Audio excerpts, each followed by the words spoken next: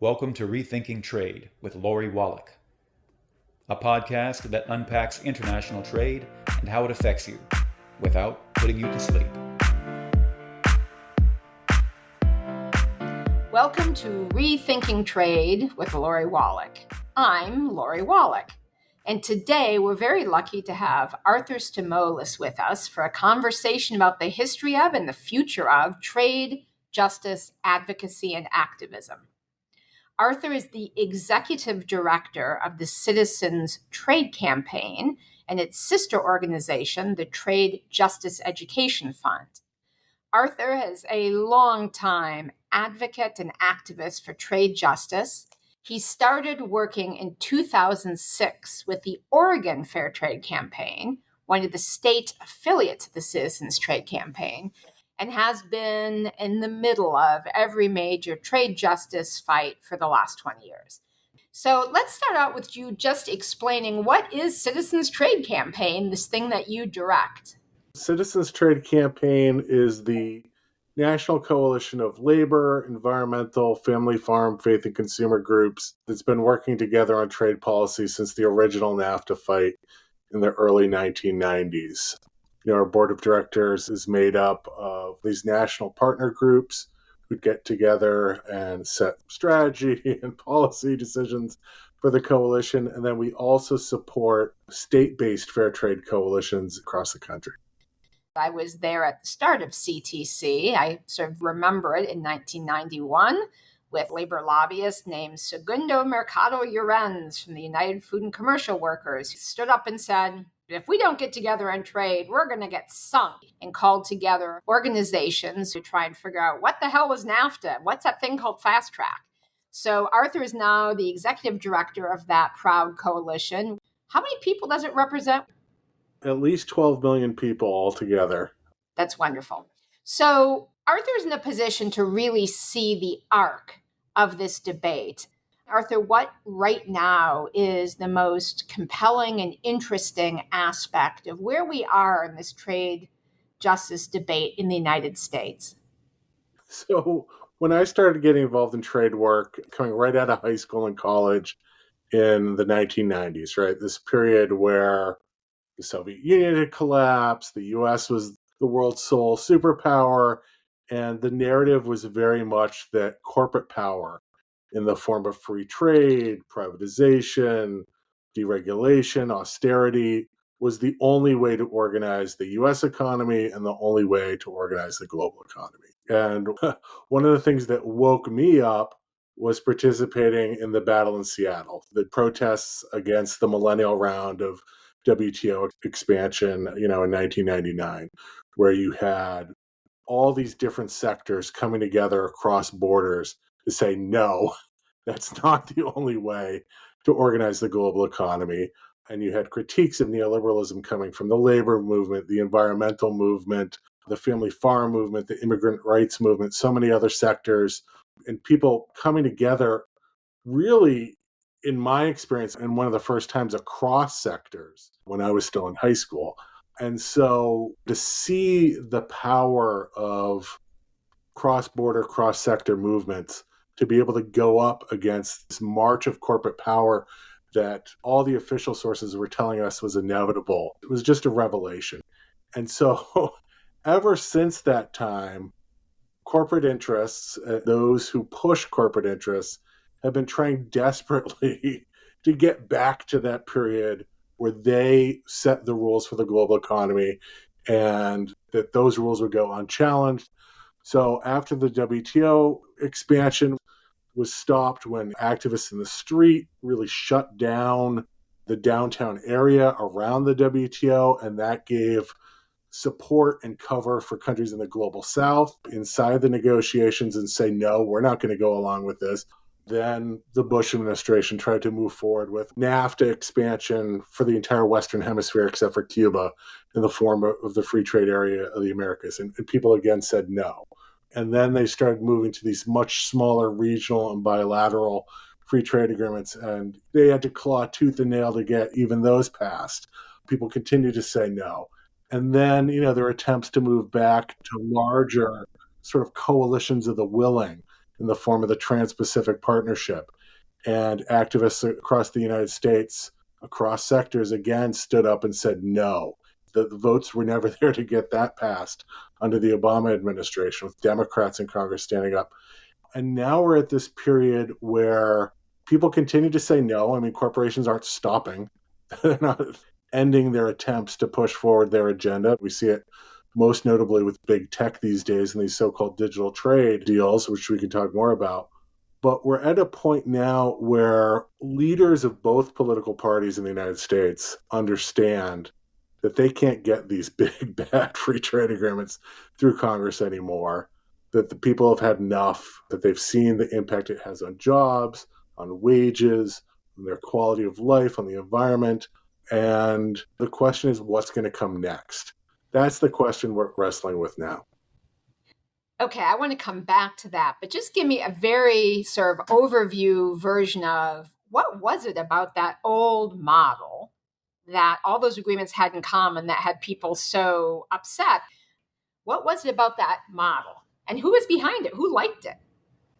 Well, I mean, the only people that liked it were big corporations. One of the things you saw was that it accelerated the global race to the bottom in wages and working conditions, where jobs would be shipped around the globe to wherever workers are the most exploited and environmental regulations are the weakest. I mean, literally millions of jobs under NAFTA and the WTO shipped from the United States, and that put a very real downward pressure on the wages and the benefits of the jobs that were left, and that rightly pissed off a lot of people.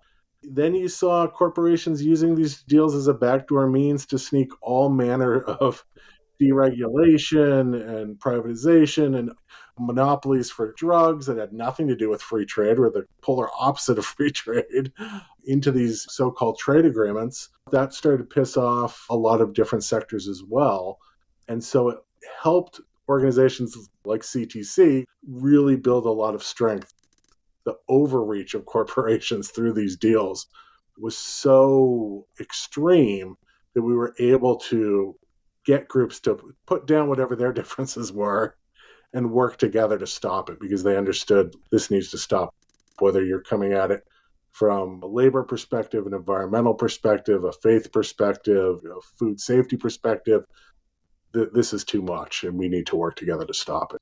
I remember some of those first meetings of the Citizens Trade Campaign as this damage was happening.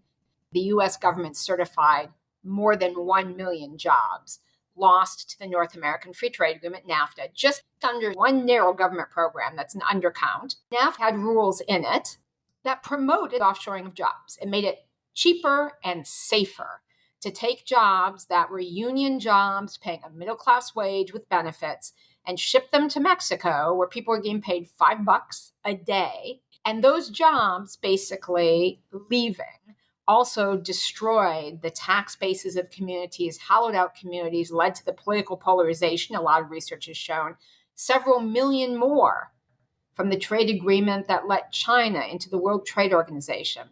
And then laws we used to love, the dolphin safe protections that banned tuna fish from coming into our country that killed flipper, the food safety mandatory rules that told us where our meat came from, Environmental Clean Air Act rules that helped fight asthma. All of these very concrete things started to hit folks at home, but folks wouldn't have known about it. But for the kind of organizing and activism that Citizens Trade Campaign helped do, this was a truth squad that helped Americans tie the bad outcomes to the actual causes, which then jumps us to where you were going, Arthur, which is, the moment we are now. Yeah, we're at a point now where the Biden administration, right out of the gate, said we're not doing free trade agreements any longer. We're not going to do trade agreements that have giveaways to big pharma in terms of monopoly protection extensions that jack up medicine prices. We're not going to have procurement restrictions that really limit Buy America, Buy Local, Buy Green, government purchasing preferences. We're not going to have investor-state dispute settlement, which I'm sure, Lori, your listeners know all about, ISDS, the system where corporations can circumvent countries' domestic judicial systems and attack environmental rules, all sorts of public safety, public interest regulations through these extrajudicial tribunals. demand millions, in some instances, even billions of dollars compensation for following the law. And more recently said, no, we're going to reverse the Trump era giveaways to big tech that threaten consumer privacy, data security, AI accountability, anti-monopoly provisions. So we're seeing a lot of progress. And meanwhile, we're seeing more progress towards having enforceable standards on labor in particular, where there's a lot more work that needs to be done. But a corner has sort of been turned where at least the work now is starting to be done. And so it's a very exciting time where you have the legacy of this work for 25, almost 30 years now, getting us in a position where we're really good at defense and the opportunities for offense really being out there. And our coalition is looking at different ways to capitalize on that. So I'm thinking about the situation right now where you have basically Trump promising again to do the things he promised he was going to do when he was president. I'm wondering how the member groups of the Citizens Trade Campaign see those promises versus what he actually did, and then compare that to what Biden has done. How does that all line up? Yeah, so Donald Trump, to his credit, has talked a great game on trade. I mean, other than Bernie Sanders, he's been out there letting working people know that he feels their pain on trade. I say that a little tongue in cheek, but he's really run on the issue. The problem is that the talk hasn't always aligned with the walk. So one of the classic examples of this would be his quote unquote phase one trade agreement with China, where there's no mention of labor rights abuses. There's obviously no mention of the environment. There's no human rights mention in the agreement at all. No standards that actually protect workers or human rights, but all sorts of protections for corporations that move work to China in terms of intellectual property and investor protections. And so that's part of what we saw under the Trump administration. He promised to get rid of NAFTA. What he did was renamed NAFTA, the US-Mexico-Canada Agreement. There are some positive changes in there, but he came back with a deal that did not have the labor enforcement mechanisms that we needed, did have new giveaways to big tech and big pharma, and only by our coalition working together with labor and the environmental movement, others, were we able to remove the giveaways for big pharma, get some labor enforcement tools added. That's not something that the Trump administration just gave us. That's something that Democrats fought for and won in that process. Has done some smart things on tariffs, but that's basically what we got out of the Trump administration. A lot of good talk and not as much follow up in terms of walking the walk. The Biden administration, I would say, is almost the reverse. They have said really good things about the need for worker-centered trade, but they haven't been as loud about it. I don't know if anyone could be as loud as Trump has, and so I don't think they've gotten as much credit with voters as Donald Trump did for attacking free trade agreements head on. But in terms of the policy is stronger. It's not everything we need. There's a lot more that needs to be done. But the policy has been better in terms of worker rights enforcement, in terms of refusing large parts of the corporate agenda that's been pushed for decades, and in particular, reversing the Trump era giveaways to big tech. So, as you're thinking about the next phase of the trade justice work, what are the goals you're striving for? There's certainly been a thinking turnaround, and a broader swath of the public is realizing the old rules definitely didn't cut it, and Citizens Trade Campaign and its affiliates and partners definitely had a big role in that. So, what is that truly better place to go, and how do we get there? The two biggest pieces are, number one, continuing to make sure the door is shut on the old model because our opponents are not giving up. They've made money hand over fist through this model, and they continue to push it, while at the same time continue to push for standards that put people on the planet front and center. That's largely worker rights standards, ensuring that people everywhere have the right to organize unions and demand better on the job safety, on the job treatment, better wages, as well as environmental standards, food safety standards, privacy standards, you name it. And so that's really where we are today. And it's going to be a continual fight, but it is a fight that I enjoy and that I think the grand arc of things, we are actually winning. So when a lot of people hear the word trade, they think like, oh, that's not about me.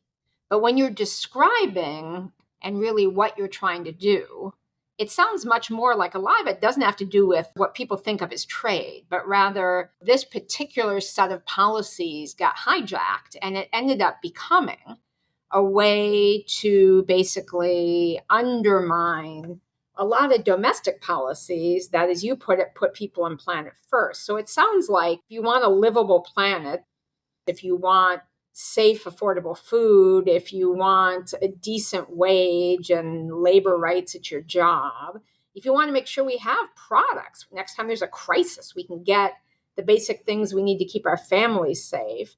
If we want our national security, now, wait a minute, I haven't said anything about trade yet. I've said about everything else people think about. It sounds like all of those things from what you're describing are somehow affected. And if we don't get these so-called trade policies right, all that other stuff that has nothing to do with trade is going to be really a bad situation that's going to affect all of our lives. Trade agreements set rules for the global economy, right? These are international pacts that are setting rules in all the areas you just mentioned. And, the main difference between trade agreements and other international pacts is that they have these built-in enforcement mechanisms that actually get countries to follow them more often than they do other international pacts like environmental treaties, human rights treaties that really have very little, if any, enforcement. And so it's important that we get these rules right for people's quality on the job, their wages, for the health of the planet, whether we're going to address the climate crisis or continue to see it get worse and worse and worse every year. So many other areas in terms of the digital economy, in terms of food safety, in terms of medicine prices, you name it. That's what these trade agreements are about. They're not about just moving goods across borders, although that is a big piece of them. They're about the rules for the global economy and who gets to set those rules. Is it just going to be corporations, or are people on the planet finally going to be put at the center? So with that in mind, do you have one or two things that everyone can do right now to make a difference besides signing up for your alert? Yeah, so if you're interested, you can obviously go to Citizens Trade Campaign's website or Trade Justice Education Fund's website, tradejusticeedfund.org. Trade Justice hosts a monthly power hour, a briefing for activists around the country to learn about the current issues in trade policy and how they can make a difference in their community. And the other thing I always encourage people to do, certainly on the CTC side, is talk to your members of Congress, your elected officials about this. A lot of them are hosting town halls regularly. They need to hear from you. When they're in DC, they're hearing from corporate lobbyists day in and day out. When they're back home in district, they need to be hearing from constituents about the issues that they care about. Thank you very much, Arthur Stamoulis. Folks, I have said this before, but I want to just reiterate it. There is a good number to keep on your fridge on a yellow sticky. It's the switchboard of the U.S. Capitol. It's not just for trade, but definitely make calls on that. And of course, when we say trade, climate, food safety, jobs, labor rights, forced labor products, solar, you name it, it's trade related. And that phone number is 202-225-3121. So with that, thank you so much, Arthur Stamoulis, Executive Director of Citizens Trade Campaign and the Trade Justice Education Fund. Everybody, please take Arthur's words to heart. Get engaged. That's how we've gotten this far. Thank you so much for joining us today. And until next time, I'm Lori Wallach with Rethinking Trade with Lori Wallach.